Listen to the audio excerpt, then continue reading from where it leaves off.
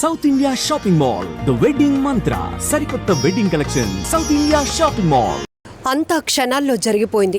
చూసేటప్పటికి చెల్లా చెదురుగా పడి ఉన్న మృతదేహాలు చుట్టూ కనిపించాయి. ఈ ప్రమాదంలో నేను చనిపోయాను అనుకున్నాను. సర్దార్ వల్లభాయ్ పటేల్ అంతర్జాతీయ విమానాశ్రయం నుంచి టేక్ ఆఫ్ అయిన కొన్ని క్షణాల్లోనే తాను ప్రయాణిస్తున్నటువంటి విమానం బీజే మెడికల్ కాలేజ్ హాస్టల్ భవనంపైకి కుప్పకూలి ప్రమాదం జరిగింది. ఈ ప్రమాదంలో అయితే విమానంలో లెఫ్ట్ సైడ్ ఎమర్జెన్సీ డోర్కి అతి దగ్గరగా 11A సీట్లో ఉన్నటువంటి తాను ఈ ప్రమాదం నుంచి ఎలా బయటపడ్డానో మీడియాకు వివరిస్తున్నారు రమేష్ కుమార్ విశ్వాస్. మరొక వైపు ఈ ప్రమాదంపై ఇప్పటికే బ్లాక్ బాక్స్లో దాగి ఉన్నటువంటి డేటా కోసం ఇప్పటికే దర్యాప్తు కొనసాగుతోంది. ఈ అప్డేట్కు సంబంధించి మరిన్ని డీటెయిల్స్లోనికి వెళ్దాం. విమానం ఎడమ వైపున ఎమర్జెన్సీ డోర్కు అత్యంత సమీపంలో నేను కూర్చున్నాను. నా సీట్ నెంబర్ 11A. గురువారం మధ్యాహ్నం సర్దార్ వల్లభాయ్ పటేల్ అంతర్జాతీయ విమానాశ్రయం నుంచి టేక్ ఆఫ్ అయిన కొన్ని క్షణాల్లోనే బీజే మెడికల్ కాలేజ్ భవనాన్ని ఢీకొట్టింది. వెంటనే నేను చనిపోయాను అనుకున్నాను, కానీ అలా జరగలేదు. బతికే ఉన్నానని గ్రహించిన నేను ఫ్యూజ్లేజ్లో ఓ రంధ్రం కనిపించింది. నేను కూర్చున్న సీటు బెల్ట్ వెంటనే అన్లాక్ చేశాను. ఆ రంధ్రంను కాలితో తన్ని అందులో నుంచి బయటకు దూకేశాను. అయితే అది ఎమర్జెన్సీ తలుపా లేదంటే విమానం ఫ్యూజ్లేజ్లో పగిలిన భాగమా అనేది నాకు క్లారిటీ లేదు. నా కళ్ళ ముందే అంతా క్షణాల్లో జరిగిపోయింది. నేను ఎలా బతికానో నమ్మలేకపోతున్నాను. ఇప్పటికీ ఆ దేవుడే నన్ను బ్రతికించాడు. కొన్ని క్షణాల పాటు నేను చనిపోతున్నాను అనే భావించాను. కళ్ళు తెరిచి చూస్తూ నా చుట్టూ మృతదేహాలు చెల్లా చెదురుగా పడి ఉన్నాయి. నేను బతికే ఉన్నాను అని తెలుసుకుని అక్కడి నుంచి నడుచుకుంటూ బయటకు వచ్చాను అని రమేష్ చెప్పారు. పైగా రమేష్ సీటుకు ముందు సీట్ల కంటే ఖాళీ స్థలం ఉంది. అది అతను తోటి ప్రయాణికుల కంటే ముందుగానే తప్పించుకోవటానికి అవకాశం కల్పించిందని మరోవైపు నిపుణులు చెప్తున్నారు. విమానంలోని ఇతర ప్రయాణికులు బయటపడలేకపోవడానికి కారణం అది భవనాన్ని ఢీకొన్న తర్వాత అటువైపు హాస్టల్ గోడ అడ్డుగా ఉండటమే అని అంటున్నారు. అత్యధిక మొత్తంలో ఇంధనం ఉన్న ఆ విమానంలో దాదాపు బతికి బయటపడటం అనేది అసాధ్యమే, ఇక మిరాకిల్గా కూడా చెప్పుకోవచ్చు. అలాంటిది ఒకే ఒక్క ప్రయాణికుడు రమేష్ స్వల్ప గాయాలతో బయటపడటం చాలా అదృష్టమనే చెప్పాలి. కాగా ఈ ప్రమాదంలో కూలిన విమానంలోని 242 మందిలో 241 మంది మృతి చెందారు. ఇక బీజే మెడికల్ హాస్టల్ భవనంలో 33 మంది విద్యార్థులు మృతి చెందారు. దీంతో మృతుల సంఖ్య 274 మంది వరకు చేరింది. మృతుల సంఖ్య ఇంకా పెరిగే అవకాశం కూడా ఉన్నట్లు అధికారులు అంచనా వేస్తున్నారు. ప్రస్తుతం కాలిన గాయాలతో మెడికల్ విద్యార్థులు అహ్మదాబాద్ సివిల్ ఆసుపత్రిలో చికిత్స పొందుతున్నారు. విమాన ప్రమాదం నుంచి ప్రాణాలతో బయటపడ్డ రమేష్ విశ్వాస్ 11A సీట్లో కూర్చున్న విషయం తెలిసిందే.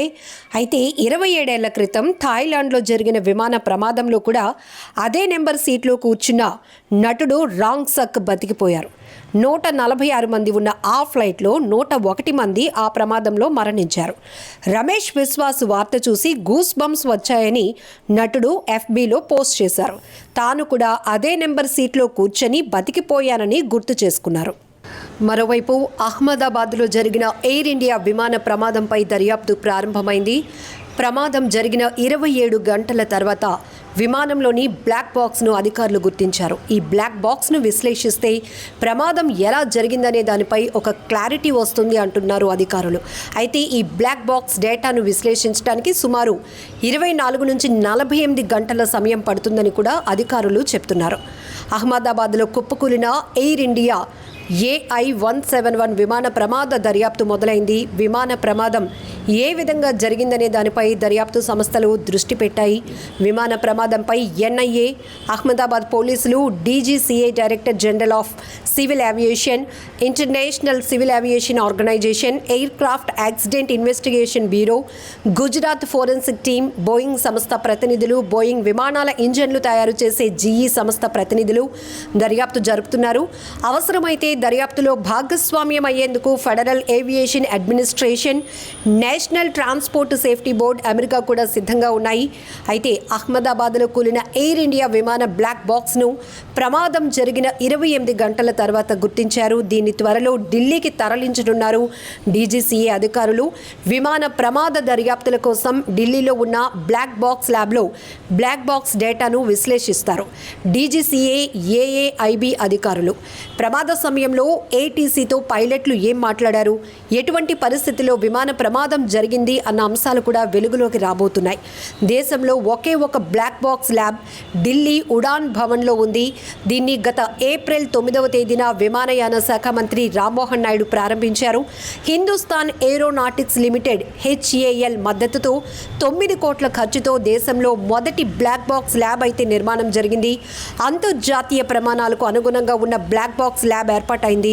భారతదేశంలో జరిగే విమాన ప్రమాద దర్యాప్తు సామర్థ్యాలను అభివృద్ధి చెందిన దేశాలతో సమానంగా ఉండేలా ఈ ల్యాబ్ను రూపొందించారు. నూతన ల్యాబ్లో జరిగే తొలి బ్లాక్ బాక్స్ విశ్లేషణ ఎయిర్ ఇండియా AI-171 కానుంది.